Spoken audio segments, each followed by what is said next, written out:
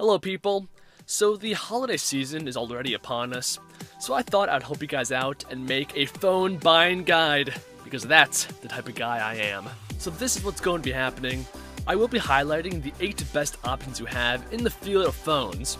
3 of them consist of the best budget choices, because let's face facts, phones can be quite expensive, and the rest of the phones on this list are the best top-of-the-line phones you could buy. I'm obviously not going to be given a full review of each phone, because if I did, the video would be quite long, but I will be giving you guys a list of the pros and cons of each phone, and give you some valuable aspects of each, like the battery life, the camera, display size, and so on. I am also planning on making additional videos with the best tablets, Bluetooth speakers, headphones, and more, so subscribe to the channel for that. But with that said, sit down, get comfortable, and let's do this. Go.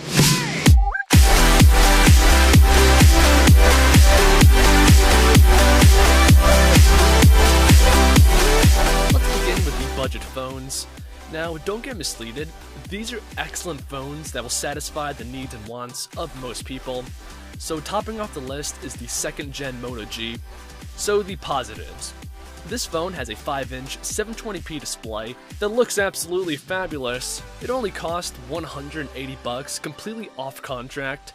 It has a good build quality, it runs a stock build of the Android OS, and that is a big positive because it will receive updates quickly, and because it's a stock build with no modifications, the phone runs very fast and smooth, much like an iOS device. It also has a quad-core Snapdragon CPU, 1GB of RAM, which is good for a budget device. The last notable feature is its audio. The Moto G 2nd Gen has dual front-facing speakers, and this is just an awesome feature to have. So as an overall package, the Moto G is unbeatable at only $180, but some negatives go as following. The camera on the Moto G is 8 megapixels, and it's so-so. It can definitely get the job done and make some good-looking photos in the right conditions, but in any less than ideal lighting conditions, the image becomes muddy and soft. The battery life on the Moto G is more than enough for most people. It comes in at 2070 milliamps, but this is listed as a negative because it should be more like 2300 milliamps. But like I said, for most casual people, this phone can last them a whole day. The last negative of the Moto G is that it does not have LTE for fast mobile data, but just like the last gen, it should be updated to have an LTE model soon. The next phone costs $350 off contract, and this is the Nexus 5, and the positives go as following. It has a 5-inch 1080p display, a slim build, but one of the biggest positives of the Nexus 5 is its high-end specs. It's packing a quad-core Snapdragon 800 CPU clocked in at 2.3 GHz, 2GB of RAM, along with that fantastic 1080p display that I mentioned. And because this is a Nexus, it gets the latest updates from Google the fastest, so it already is upgradable to Android 5.0, which in itself makes the Nexus 5 feel and act like a whole new phone, and that is something that should not be overlooked when considering this phone.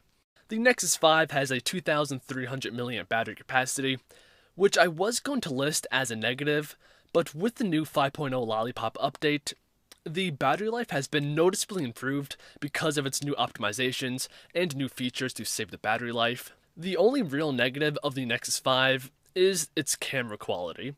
So it is equipped with an 8 megapixel lens that actually has optical image stabilization, but for having those specs, it definitely should produce better looking images, especially in low light conditions. Swiftly moving on, the last budget phone to consider is the infamous OnePlus One. Now this phone is kind of odd because it only costs $299, completely off contract, but it has the same specs and capabilities as phones that cost more than twice as much.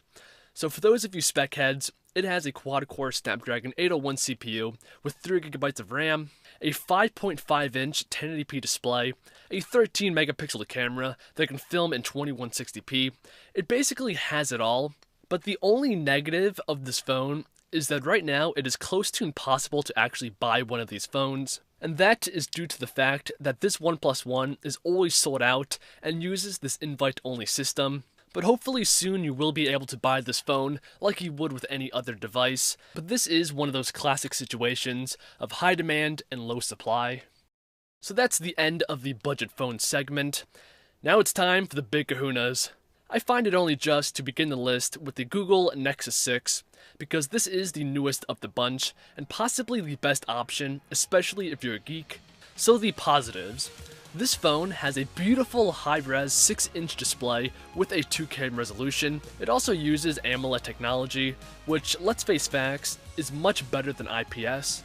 And Google wanted this awesome display to show off the new Android 5.0 Lollipop operating system, because being a Nexus device, the OS is one of the main selling points of the phone, and this newest update radically changes the design and the overall aesthetics of the OS, as well as adding some useful features like multi-user mode and battery saving mode. Also, Android 5.0 was designed to deliver a very fast and smooth experience, much like iOS, but with more animations, and generally just looking better.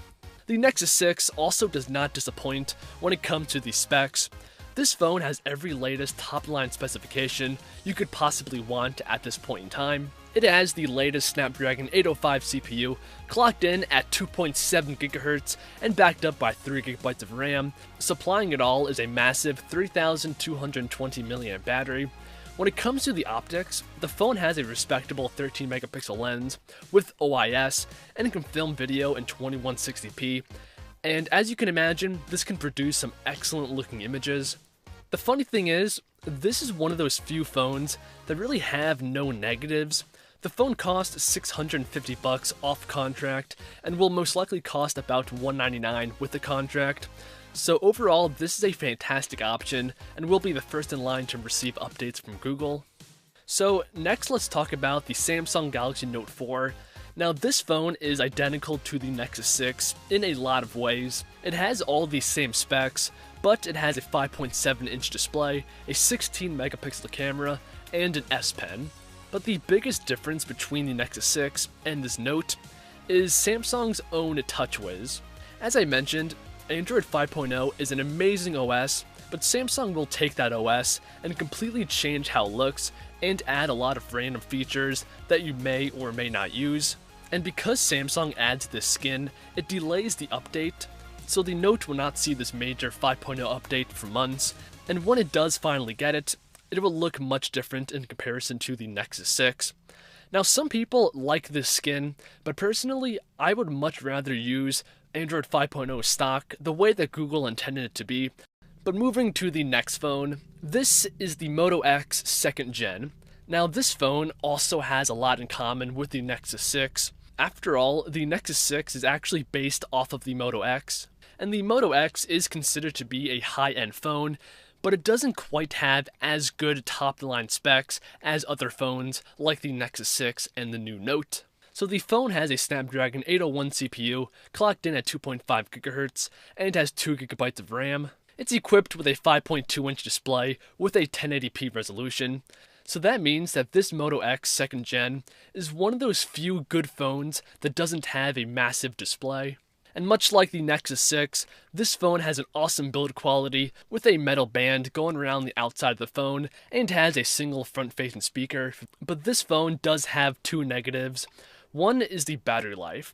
So the battery capacity is 2,300 milliamps. Most good phones have a capacity of about 3,000, and this battery has to fuel a Snapdragon 801 CPU and a 1080p display, so don't plan on being able to watch a lot of YouTube videos and Netflix movies without having to juice up in between. The second negative has to be the camera. So immediately I want to say that it's not bad by any means. It's a 13 megapixel lens, but it should produce better looking images, especially in low light. But most of the time, in the right conditions, it can make great looking photos and videos. The Nexus 6 is basically a big Moto X, and it doesn't have any of these negatives, but if you want a smaller display and want to save a little bit of money, then this Moto X 2nd Gen is a great option. You can't make a phone buying guide without mentioning the iPhone. So the iPhone 6 Plus is a solid phone that will make a lot of people happy. Most people have used an iPhone or an iPad in the past, and if you did, you know exactly what to expect with this new iPhone 6 Plus. One thing I do want to point out is the outstanding camera on this phone. So the iPhone 6 Plus only has an 8 megapixel camera, but it uses technology like Focus Pixel and OIS to make amazing looking photos and videos in all lighting conditions. So that is something that I did want to point out to you guys. But finally, getting to the last phone on the list, this is the new Droid Turbo. This is a Verizon only phone, which is a shame, but for those of you eligible, this phone has all of the latest top-line specs, like the Nexus 6, but in a smaller 5.2-inch display package. It also has a 21-megapixel camera, which is in the top of the class, but is still beat by the iPhone 6 Plus. But all else aside, this phone's main selling point is its huge 3,900 mAh battery capacity. So if you use your phone a lot and you need a long battery life, or if you just don't like always having to plug in your phone, then this Droid Turbo is the phone for you. So with that said, that is all the phones that I want to talk about in this video. There's basically a phone for everybody on this list. So if you guys enjoyed, then please give the video a like down below and subscribe to the channel for future videos.